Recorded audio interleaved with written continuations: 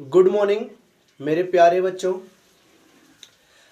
अब हम लोग मॉडल पेपर 2020 को सॉल्व कर रहे थे।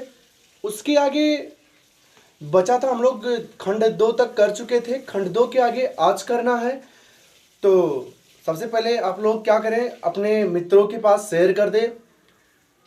इसके बाद हम लोग देखना स्टार्ट करते हैं। ओके, बाकी मैं उम्मीद करता हूं कि आप लोग क्या किए होंगे, आराम से देखे होंगे, तैयार होगा।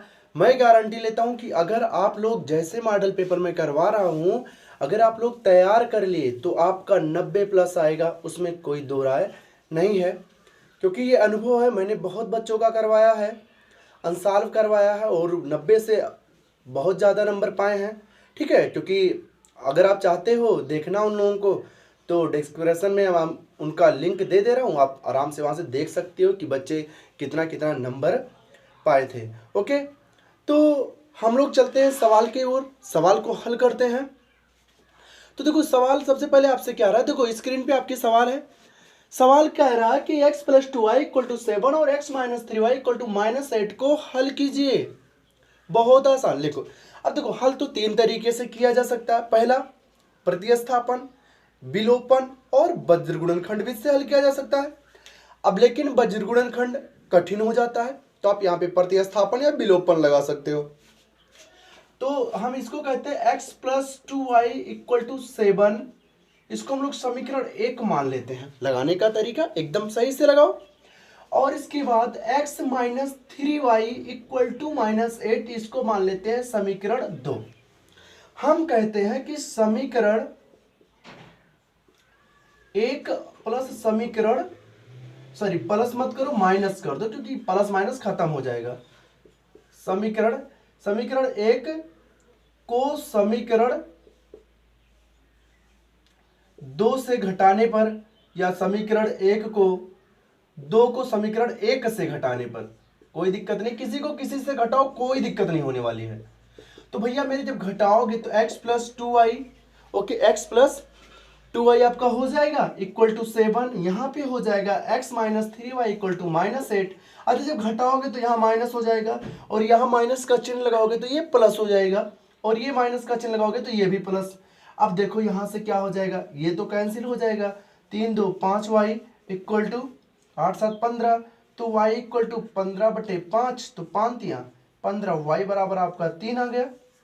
y की वैल्यू आसानी से मिल गया। हम कहते हैं y का मान समीकरण 1 में रखने पर, y का मान समीकरण 1 में रखने पर तो x प्लस 2 गुणे 3 प्लस 7 इक्वल टू 7 है। तो भैया मेरे x प्लस 2 3 6 बराबर 7, तो x बराबर 7 माइनस 6 उधर गया, तो x बराबर आपका आ गया 1। तो जो x के वैल्यू आ गए वो आपके कितना आ गया, 1 आ गया, और 7 y की वैल्यू आपको 7 आ गया। तो यहां से ये क्या हो गया, आपका सॉल्व हो गया। मुझे उम्मीद है कि कोई दिक्कत नहीं हुई होगी आपको। ठीक है, तो मजा आ रहा है ना पढ़ने में? मजा लो और फिर आराम से पढ़ो।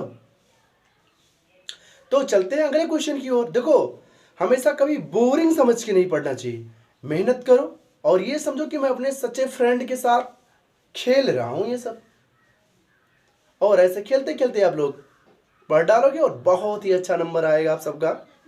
तो हम लोग चलते हैं अगले क्वेश्चन की ओर, आप लोग इसका स्क्रीनशॉट ले लो।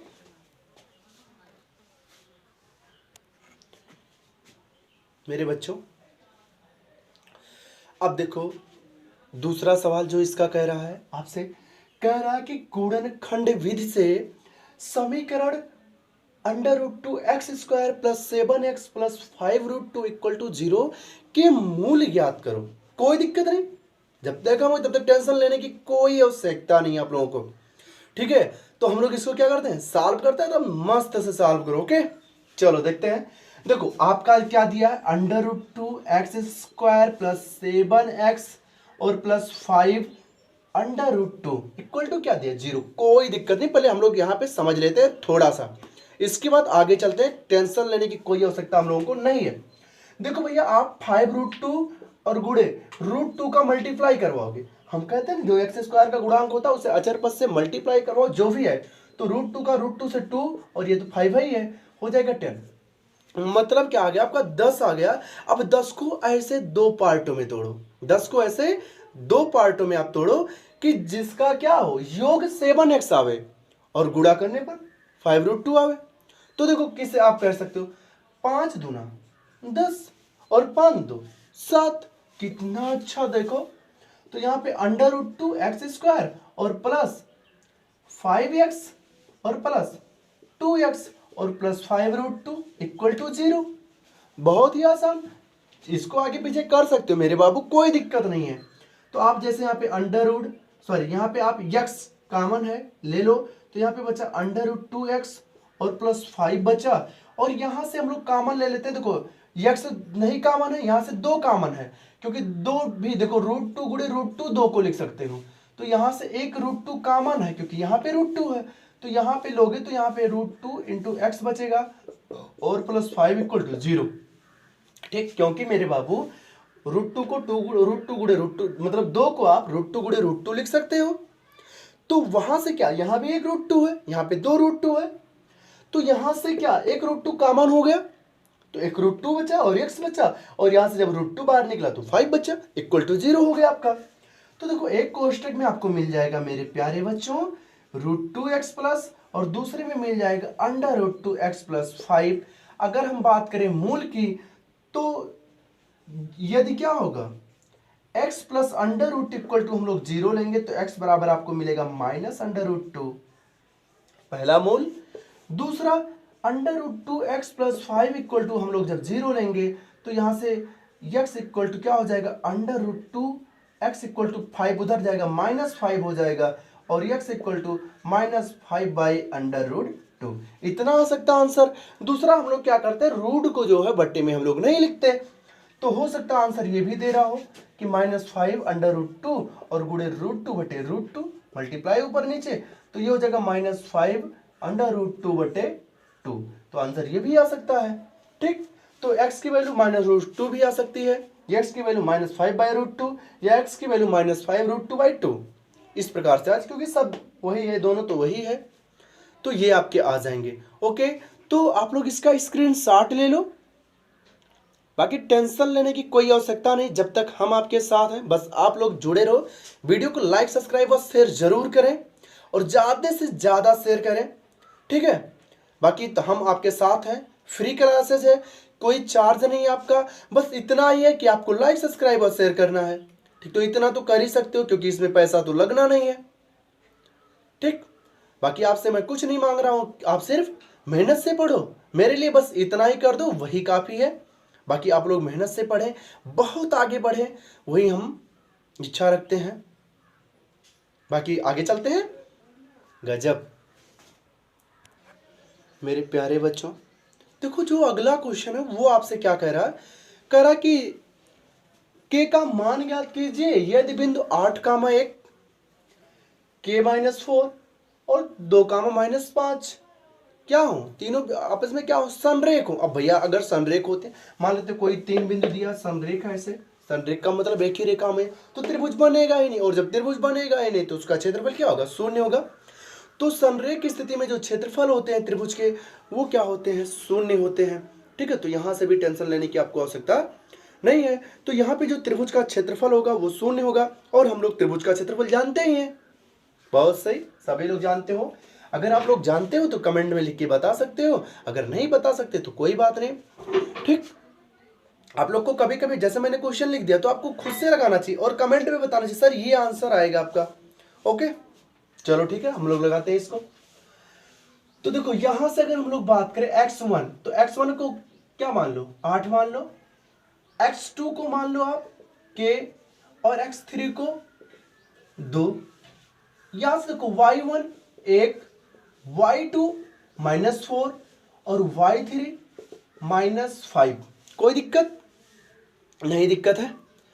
चलो अब देखो हम लोग जानते हैं संरेख की स्थिति में त्रिभुज का क्षेत्रफल शून्य होता है। तो त्रिभुज, तो ये हो जाएगा आपका जब बिंदु संरेख हो, जब बिंदु संरेख हो तब क्षेत्रफल, त्रिभुज का क्षेत्रफल शून्य होता है। क्या होता है? शून्य होता है।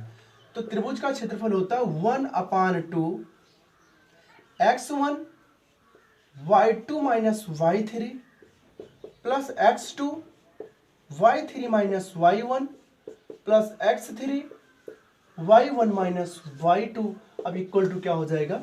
0 हो जाएगा। ओके, तो देख लो 1/2, देखो ये गुणे में उधर जाएगा भाग में, और 0 बटा इतना होगा तो क्या हो जाएगा? शून्य। तो 1/2 गायब, तो बचा x माइनस 1 मतलब x1, तो x1 की जगह पे 8 रखो, y2 की माइनस 4 है, और y3 माइनस 5 है, तो ये माइनस और ये माइनस प्लस 5 हो गया, प्लस x2 आपका k है, y3 माइनस 5 है, माइनस y1 तो माइनस 1 हो गया, प्लस x3, तो x3 आपका कितना है? 2 है, y1 1, y2 माइनस और ये माइनस मिलके प्लस 4 हो गया, इक्वल टू कितना? 0। ठीक, देख लेते हैं। देखो 5 में से 4 गए 1, और 8 एक कम कितना होता है? 8, प्लस 5 1 6, और 6 कम 6, लेकिन क्या होगा? माइनस 6 के हो जाएगा, और प्लस 4 1 5, 5 दूना 10 इक्वल टू 0, तो ये हो जाएगा माइनस 6 के, और 8 10 18 बराबर 0।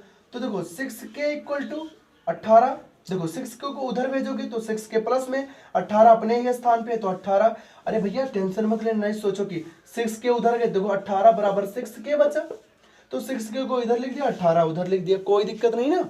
हाँ, तो उसी प्रकार से किया, नहीं टेंशन ले लो। तो भैया 6 3 18, तो के बराबर कितना आपका आ गया? 3। तो इस प्रकार से आपका ये भी क्वेश्चन सॉल्व हुआ। देख भी रहे होगे कितना बेहतर क्वेश्चन था। तो आप लोग इसका स्क्रीनशॉट ले लो अच्छे से, और इसके बाद लिख डालो। और देखो एक बार मैं जैसे लगवा रहा हूँ आप देख रहे हो, फिर वीडियो पूरा देखने के बाद आप लोग क्या करो? रफ उठा लो, और रफ के बाद क्या कर लो? अपने मन से लगाना स्टार्ट करो, क्योंकि आपके पास अनसॉल्व होगा, और जब अपने मन से बाबू मेरे लगाओगे तो आपका क्लियर हो जाएगा। अब भी क्लियर नहीं होता तो फिर क्या करो? फिर से वीडियो देखो, और अगर इसके बाद भी नहीं होता आप मेरे पास कॉल करो, संपर्क करो, जरूर मैं आपको संतुष्ट करूंगा, और आपका 90+ आएगा। ठीक है, क्योंकि मन में ठान लेने से सब कुछ संभव है, क्योंकि जो 90+ पाता है वो भी इंसान है, आप भी इंसान हो। तो भैया आपका भी 90+ आएगा, घबराने की कोई दिक्कत नहीं, बट हमारे साथ जुड़े रहो आप लास्ट तक। ओके, अब हम लोग चलते हैं आगे अगले क्वेश्चन पर। आप लोग इसका स्क्रीनशॉट ले लिए होंगे।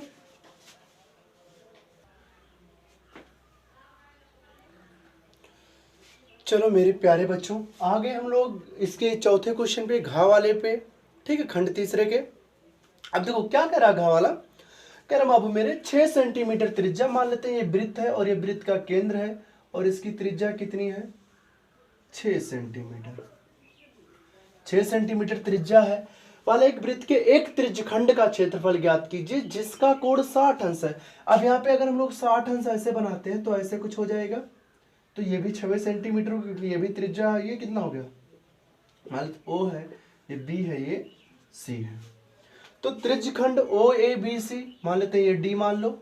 ठीक है, वैसे मानोगे या नहीं मानो कोई दिक्कत नहीं, क्योंकि यहाँ संगत नहीं है।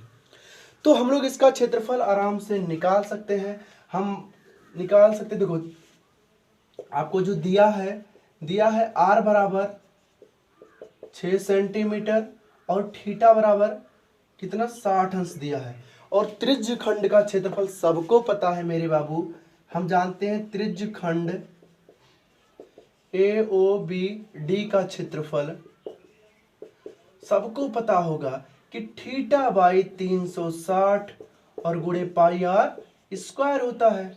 Okay, pi r square, theta की वैल्यू 60 है बटे 360, और पाई की वैल्यू 22/7 है। देखो यहाँ पे ऐसा कुछ भी अनिवार्यता नहीं कहा है कि पाई की वैल्यू रखो या ना रखो, हम लोग रख देते हैं 22/7, और गुणे 60 गुणे 6 गुणे 6, तो 60 छक 36 कट गया 6 से 6, तो ये हो जाएगा 22 छक्का 132/7 सेंटीमीटर स्क्वायर।